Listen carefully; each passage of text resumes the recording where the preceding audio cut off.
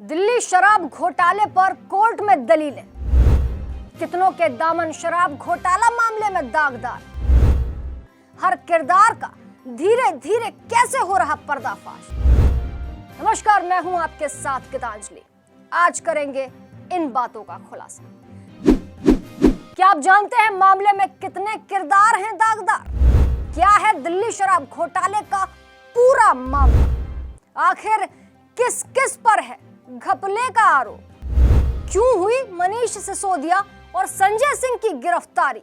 मनीष सिसोदिया पर लगे कौन से बड़े आरोप?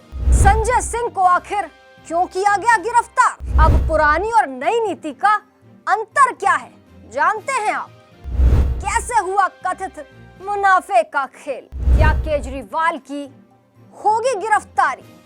और अगर होगी तो आखिरी और बड़ा सवाल। सभी बड़े सवालों के जवाब अब आपको कर देंगे हैरान। दरअसल दिल्ली शराब नीति मामले में घोटाले को लेकर कहा जा रहा है कि सीएम अरविंद केजरीवाल की भी हो सकती है गिरफ्तारी। शुरू करते हैं पूरा मामला क्या है इस बात से। दरअसल 22 मार्च 2021 को मनीष सिसोदिया ने नई शराब नीति का ऐलान किया। 17 नवंबर 2021 को नई शराब नीति यानी एक्साइज पॉलिसी 2021-22 लागू कर दी गई। नई शराब नीति आने के बाद सरकार शराब के कारोबार से बाहर आ गई और शराब की पूरी दुकानें निजी हाथों में चली गई। नई नीति लाने के पीछे सरकार का तर्क था कि इससे माफिया राज खत्म होगा, सरकार के रेवेन्यू में बढ़ोतरी होगी। 1500 से 2000 करोड़ रुपए की बढ़ोतरी की उम्मीद जताई गई थी। नई पॉलिसी में कहा गया था कि दिल्ली में शराब की कुल दुकानें पहले की तरह 850 ही रहेंगी। बता दें कि 28 जुलाई 2022 को सरकार ने नई शराब नीति रद्द कर फिर पुरानी पॉलिसी लागू कर दी। मामले में सीबीआई को जांच ट्रांसफर की गई। इसके बाद आपके कई सीनियर नेता और उनके करीबी सहयोगी जांच एजेंसी के निशाने पर आ गए। बता देते हैं कि आरोप आखिर घपले का किस किस पर है। इस मामले में सीबीआई और प्रवर्तन निदेशालय यानी ईडी आप नेता और उनके करीबी और कारोबारियों से पूछताछ कर चुकी है। 11 दिसंबर 2022 को सीबीआई ने तेलंगाना के सीएम केसीआर की बेटी के कविता से भी पूछताछ की। सितंबर 2022 में ईडी ने शराब कारोबारी समीर महेंद्र को लंबी पूछताछ के बाद गिरफ्तार किया। सितंबर 2022 में सीबीआई ने विजय नायर को पूछताछ के बाद गिरफ्तार किया। कारोबारी अभिषेक बोयिनपल्ली का भी चार्जशीट में नाम शामिल है। 16 अप्रैल 2023 में सीबीआई ने दिल्ली के सीएम अरविंद केजरीवाल को भी पूछताछ के लिए बुला लिया। 9 मार्च को ईडी ने पूछताछ के बाद सिसोदिया को गिरफ्तार किया था। सितंबर 2023 में सीबीआई ने पंजाब के 10 अफसरों के बयान दर्ज कराने के लिए तलब किया था। ईडी की चार्जशीट में राज्यसभा सांसद राघव चड्ढा का भी जिक्र हो चुका है। पंजाब से आप विधायक कुलवंत सिंह का नाम भी इस स्कैम से जुड़ा हुआ है। बता देते हैं कि मनीष सिसोदिया और संजय सिंह की गिरफ्तारी आखिर क्यों की गई। दरअसल सीबीआई ने 27 फरवरी 2023 को पूर्व डिप्टी सीएम मनीष सिसोदिया को गिरफ्तार किया था। उसके बाद ईडी ने भी कोर्ट की अनुमति से 10 मार्च को सिसोदिया को गिरफ्तार किया। वो ईडी और सीबीआई दोनों की जांच के दायरे में है। सीबीआई ने भ्रष्टाचार निरोधी कानून के तहत आरोप लगाए। ईडी ने मनी लॉन्ड्रिंग का आरोप बनाया है। ईडी ने 4 अक्टूबर को राज्यसभा सांसद संजय सिंह के आवास पर छापा मारा। बाद में संजय सिंह को गिरफ्तार कर लिया गया। आपके दोनों बड़े नेता जेल की सलाखों के पीछे हैं। 3 दिन पहले ही सुप्रीम कोर्ट ने मनीष सिसोदिया की जमानत याचिका को खारिज कर दिया है। कोर्ट ने माना कि जांच एजेंसियों ने 338 करोड़ रुपए के लेन देन को अस्थायी रूप से साबित भी कर दिया है। ये भी बता देते हैं कि सिसोदिया पर आखिर कौन से बड़े आरोप लगे हैं। दरअसल सिसोदिया पर आरोप है कि उन्होंने आबकारी विभाग के मंत्री के तौर पर शराब नीति को लेकर मनमाने और गलत फैसले लिए।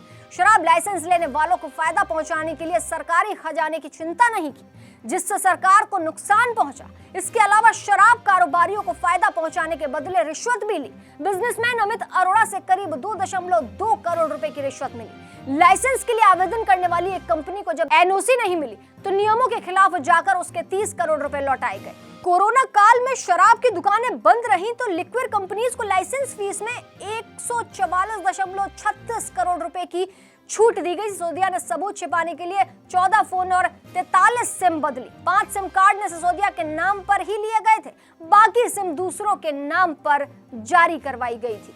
संजय सिंह पर भी आपको बता देते हैं कि कौन सा बड़ा आरोप था जो उन्हें गिरफ्तार किया गया। सिसोदिया के करीबी और कारोबारी दिनेश अरोड़ा ने राज्यसभा सांसद संजय सिंह का नाम लिया। पूछताछ में अरोड़ा ने बताया कि आपके लिए फंड जुटाने के एक कार्यक्रम में उसकी संजय सिंह से मुलाकात हुई थी। उसके बाद वो मनीष सिसोदिया के संपर्क में आया। ईडी की चार्जशीट के मुताबिक संजय सिंह ने दिनेश अरोड़ा को आपके लिए फंड जुटाने की जिम्मेदारी दी। उसके कई रेस्टोरेंट मालिकों से बातचीत की। चंदे के नाम पर मनीष सिसोदिया को 32 लाख रुपए का चेक दिया। बाद में दिनेश अरोड़ा इस मामले में सरकारी गवाह बन गया। ईडी ने चार्जशीट में इसी साल जनवरी में संजय सिंह का भी नाम जोड़ दिया था। अब ये भी बता देते हैं कि पुरानी और नई नीति में क्या क्या बदलाव कर दिए गए। पुरानी नीति के तहत दिल्ली में 60% सरकारी और 40% प्राइवेट थी, जबकि नई शराब नीति लागू होने के बाद 100% दुकानें प्राइवेट हो गई। नई नीति के तहत L1 लाइसेंस फीस 25 लाख की जगह 5 करोड़ कर दी गई। छोटे ठेकेदारों की दुकानें बंद हो गई, जबकि बड़े शराब माफियाओं को लाइसेंस मिल गया। कमीशनबाजी में कैसे हुआ कथित मुनाफे का खेल, ये भी बता देते हैं। पहले अगर 750 ml की शराब की बोतल 530 रुपए में मिलती थी, तब एक बोतल पर रिटेल कारोबारी को 33.35 रुपए का मुनाफा होता था।